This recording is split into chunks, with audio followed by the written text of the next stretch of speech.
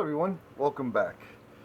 I decided to put together some of the projects that I've done into one kind of video and add a few things you haven't seen yet, and talk about the amazing pine tree. The pine tree is just an awesome resource. There's so many uses for the pine tree while it's still alive. There's so many uses for it, after it's dead. And I just wanted to go over some of the stuff. So let me kind of make a little room here.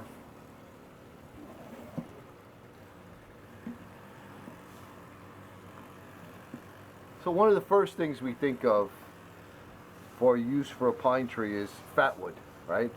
If you're into bushcraft, and the whole outdoorsy thing, you know what a great resource a piece of fatwood is. This piece of fatwood is pretty big.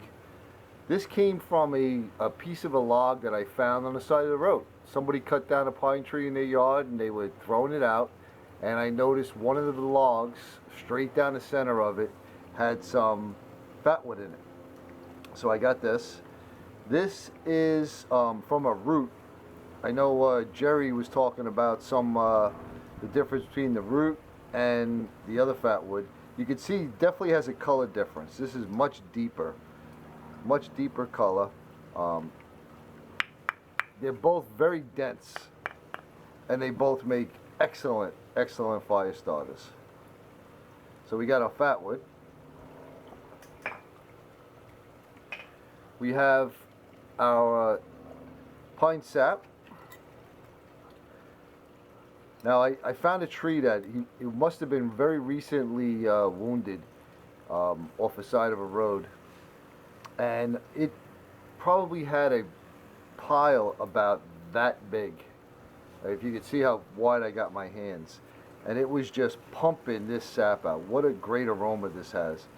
It was just pumping it out, and it was forming all these little balls off of it. So I decided to harvest some of it. I didn't take it all. You definitely want to leave it there, right? You don't want to take it all because that's how it's trying to heal itself. But I saved this. Very, very sticky in its natural form. As you can see down here, as it sits there, it starts to kind of settle down and melt a little bit. So we have the actual pure sap here. We have some of this sap that was basically purified, which is pretty much you heat it up.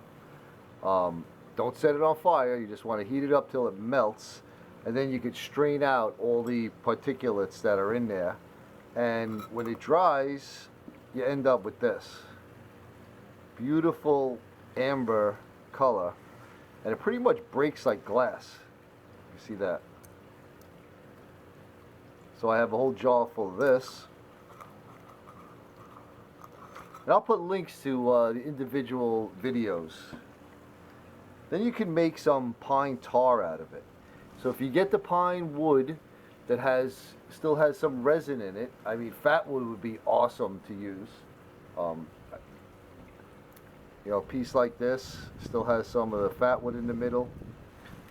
This was actually part of the log I got this out of. As you can see, there's still some in there. Right, and you would cut this up, and again, I'll put the link to the video where I did it, and you basically build a fire on top of it, sort of like you would do in chalk cloth, except the fire's on top of it with a hole on the bottom, and you'll end up getting the pine tar. Lots of uses for this. It's antiseptic, it's antibacterial.